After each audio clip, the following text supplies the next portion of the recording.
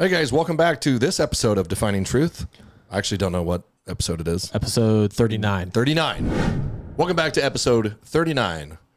It's going to be a quick conversation today, but check us out, definingtruth.org and on Real Life Network. And we still have that intro music?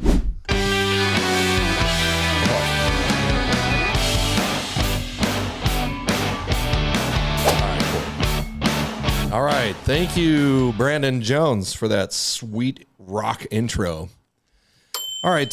So a lot going on in the world, as always. Today, we're going to talk a little bit about the DNC, this clown show going on this week. Some really weird stuff that they've said, as always. We can talk a little bit about what's going on with Israel and Iran and an update there. And Brandon, I think you had some points we could also discuss, yeah? Yeah, actually, we're going to segue right into some highlights from the DNC, which ironically also have to do with what's going on in Israel. Of course, the DNC convention kicked off no other way than with anti-Israel protests, which disrupted the convention. Some protesters ended up breaking through police barriers. Biden goes on and addressed this protest in a speech, acknowledging the demonstrators' concerns about the conflict in Israel and Palestine, and emphasized ongoing efforts to end civilian suffering and achieve a ceasefire. Ironically, as protesters are rioting and breaking through police barriers outside, Kamala, in her speech, goes on to say that, quote, "It is outdated, wrong, and backward to think that more police creates more safety," end quote. I mean, how just out of touch can you be? Well, let's call it what it is, right? It's manipulation. So this is always a problem, as we've said many times, with people who don't have the truth or they don't know what they're talking about.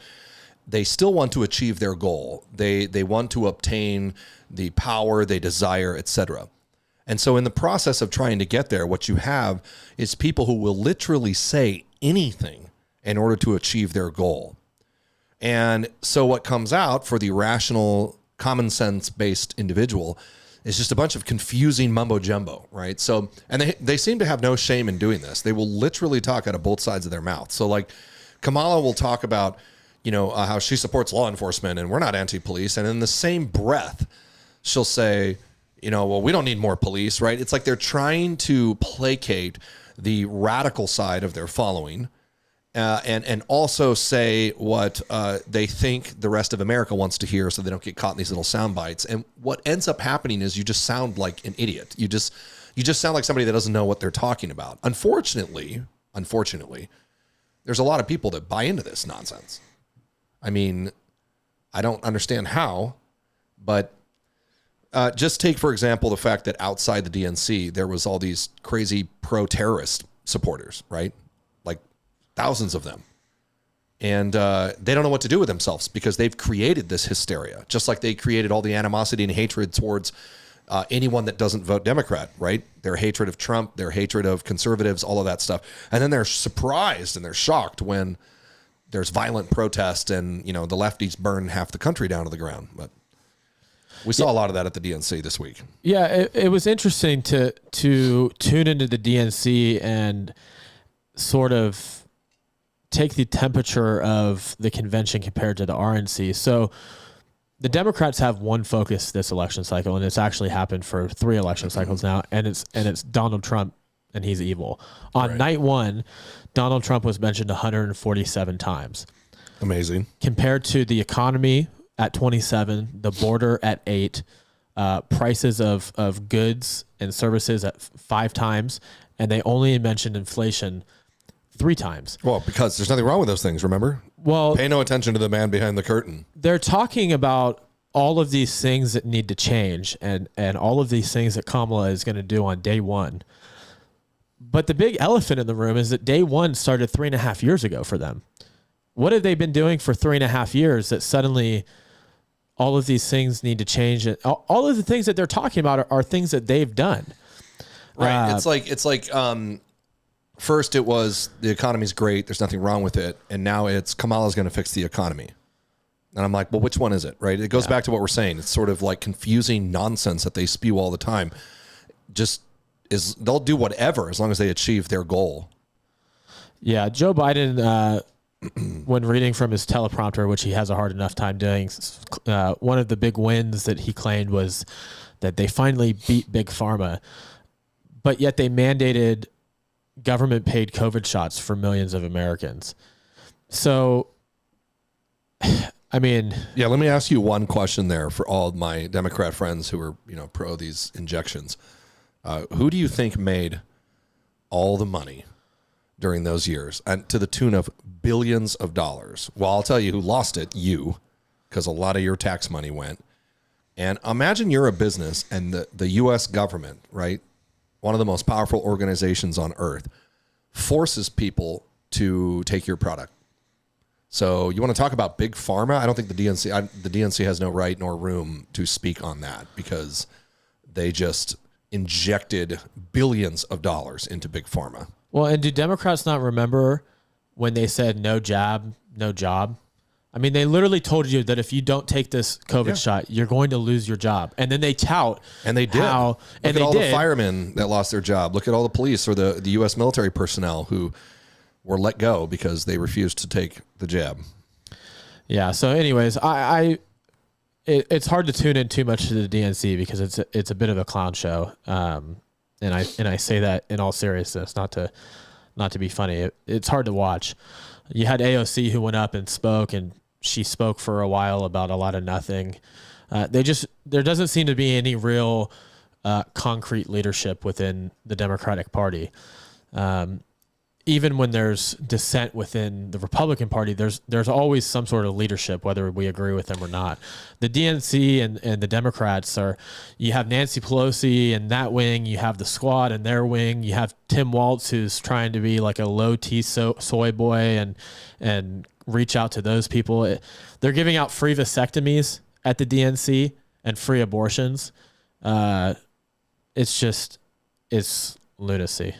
Well, I think that's interesting. You bring up the whole Tim Walz thing, and what's Doug Emhoff? Is that how you say his name? Yeah.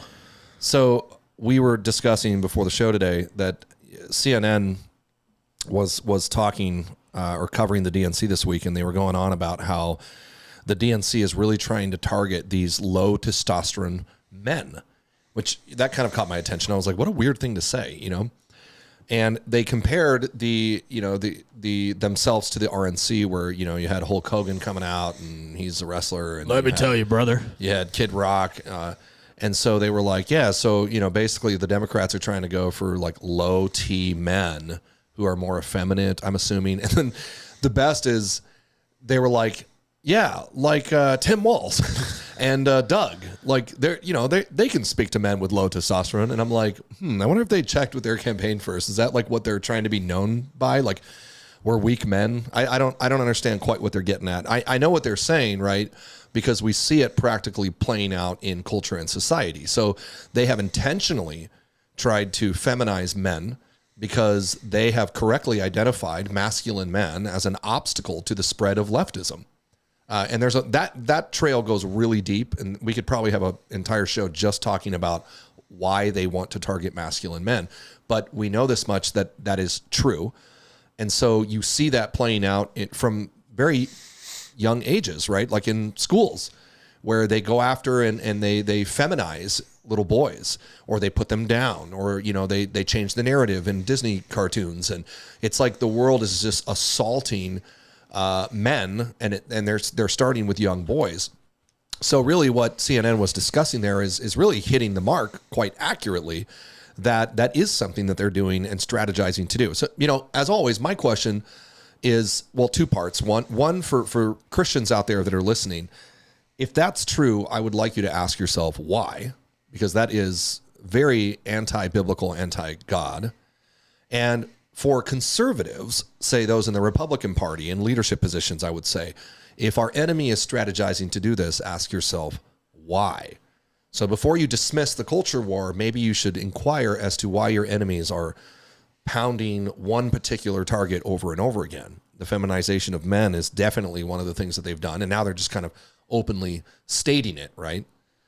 I don't know how they think that's going to end. I don't know if they think they're just going to soy boy the entire nation, or if they're like, what do they think is going to happen to the country. It's a very confusing. It's going to end in death and destruction, either from within or from an outside source. And yeah, I mean, you really do have to ask yourself if you're a Christian or a conservative or both. Like, for those that say, well, the cultural war doesn't matter, or you know, we shouldn't be involved in the culture. Well, there's a lot of different people groups throughout history that, if given the opportunity to look back, would probably have, did say the same thing, and would probably, given the opportunity, get a little bit more involved in the culture and what was happening in their cities, in their states, in their countries, the places where they lived. Because when the enemy constantly attacks a singular point, you need to ask yourself why, and you need to fight back. Men are not. I mean, it's just biology. They're not intended to be weak little beings. Weak men create hard times, and then it goes on from there. So, but enough of that. It gives me a headache to talk about the DNC. You wanted to move into an update on Israel and Iran? Yeah, briefly. I mean, so moving over here to global geopolitics and the conflict in Israel. Everybody is still on the edge of their seat waiting for Iran to do something, as they've promised. Almost on a daily basis, we get some kind of update about what they're doing, and then it doesn't come. And then in the meantime, the IDF has continued to systematically dismantle the Hamas infrastructure leadership, as well as Iranian targets. Just heard of another one today, Iranian leader guy killed in Syria. And so nothing is really stopping them. I think the big news this week out of that area of the world is probably the fact that Antony Blinken, the U.S. Secretary of State, traveled over there to discuss a ceasefire proposal, which Israel actually accepted, but it looks like now Hamas is going to renege and not go through with it. Rumors are that Ismail Haniyeh on the Hamas side is saying that he won't accept any condition where he's not given sort of like immunity and protection. I mean, they're running scared. They're like rats, right? I personally, and I believe history would back this, I don't think that we should negotiate with terrorists. I don't think that you get a pass if you murder my whole family and then, want to work out a deal because you're getting close to being eliminated. I don't think that's very intelligent. I get the point of wanting to close the conflict, but I think that the conflict will be closed for good once Hamas and the terrorists are eliminated. And so far, the IDF has stuck to that, which we're grateful for. But that's what we're waiting to hear. Reading here from Fox News on that particular topic, said Israeli Prime Minister Benjamin Netanyahu on Monday accepted President Biden's ceasefire plan that could end the 10-month war in Gaza, but whether the fighting actually stops depends on Hamas. The U.S. Secretary of State said the proposal put forward last week by the White House in coordination with leaders from Qatar and Egypt was looking to, quote, bridge the gaps between the warring parties. And Netanyahu has accepted, but Hamas has not. So, yeah, this is, I just don't see this going forward here. I don't know how, Israel cannot be expected to make peace when there's a group of radically savage terrorists that live right next door that are constantly trying to murder them. So I don't see where this is going. And then not to mention the elephant in the room is you have Iran, who is funding all of the world's terrorism at this point, or much of it, right? You still have the Taliban and a resurging Al-Qaeda up in Afghanistan now. But Iran is funding quite a bit of the terrorism around the world, and they have been for about 2 decades. Iran is personally responsible for many, many American deaths. Even when I was on the ground there in active duty, the Katyusha rockets that were being fired into our FOBs were coming from Iran, as well as the components for EFPs and IEDs. So Iran's been behind all of this for a very long time. So let's say, yet again, right, the IDF says, okay, we're gonna pull out of Gaza. Well, if you haven't eliminated the rot or the poison of terrorism there, it's just going to grow back. And that's the pattern we've seen now for many, many, many years. So who knows? The Times of Israel reported by an official familiar with the meeting between Netanyahu and Blinken said the Americans did not reject Israel's strategic logic. for whatever that means. That's a good thing. This official said Israel remains firm in its position that the route is a security issue while Hamas continues to exist.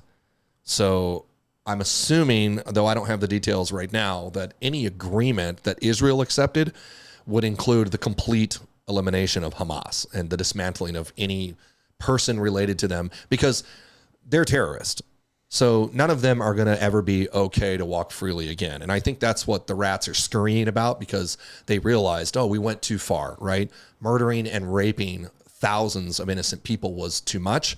And now we're receiving the recompense of our actions in the form of this retribution. So I do think we can bring peace to that area through an agreement, but it has to include the complete dismantling of Hamas. And again, difficult to reach because, you have Hezbollah on the Lebanon side who continues to lob rockets into Israel just because they're Jews. And you have Iran, same thing, wanting to wipe Israel from the face of the earth. So who knows? Who knows? Anyways, that's about it for the IDF in Israel. One last thing, I think, as just closing on this topic, I mentioned this week I started the Peterson Academy, which is, Jordan Peterson's new academic offer. Yeah. Really interesting. I started one of the first courses on leadership throughout history, what makes a good leader. And the first lecture was talking about Pericles and his time there in Greece. Just one thing, it was a lot of information, really good, by the way. I encourage, if you're listening, to check it out. But one thing I really took away was, and they were looking at leaders throughout history, Pericles being one of them. And there was this common denominator, which I think is very appropriate for today, that good leaders do not make decisions based on opinion polls. They make decisions because it's the right thing to do. Pericles did that in Greece, and you see many others throughout history, Churchill, FDR, Abraham Lincoln, the list goes on and on. But that's really timely for today, because here at Defining Truth, we talk a lot about truth and reality and making decisions that are grounded in a biblical worldview, in truth and in reality, where we kind of struggle with this right now within, the Republican Party, for example, who is constantly deferring to opinion polls and polling data for what their next move should be. This is a mistake. It's a foolish thing to do, because what people really need are not echo chambers. What they need is good leaders. And a good leader will make good decisions based on what's right to do, not based on what people think of him. And that's a good reminder for today and for America in general, that we need people to stand up and lead and do the right thing. I don't really care what people think about it. And I guess a good leader does that at peril of, being ostracized or losing popularity. That's not the point. You're not elected to a position to be popular. And the whole I want to get reelected. It's like, if you're ineffectual and you're not doing anything, then you're useless. Then I don't really care if you're reelected, because you're not doing anything. So how about giving people some hope? Give people something to vote for. Give them a reason to fight. That's what America needs, is leaders who are going to do the right thing no matter what people think about them. Anyways, thought that was a good lesson for today. You have anything else, Brandon? No, I'm good. Yeah, just a quick update today. Stick with us, guys. Check out, as always, definingtruth.org, definingtruth.org. Please subscribe on YouTube. That helps show support as well. Defining Truth is a nonprofit, so we rely on donations, tax write-off donations, etc. Anyway, we also rely on followers, because that helps us spread our message and be recognized more publicly. So if you'd love to support us financially and allow us to continue to research and commit to bringing you the truth in geopolitics and world affairs and biblical worldview, consider a donation, a monthly donation, supporting us, even for the price of a cup of coffee, would be really helpful for us. You can do that at definingtruth.org. And another way also is you can support by following. So check out Defining Truth on YouTube. You can watch us here through the podcast, and follow us on Instagram. Same thing, Defining Truth on Instagram and X. X is where we stay up to date on news and all of that. And now on Real Life Network. Don't forget to check that out. The Real Life Network. You can watch us on there, and a lot of other good conservative content. Anyways, till next time. Bye.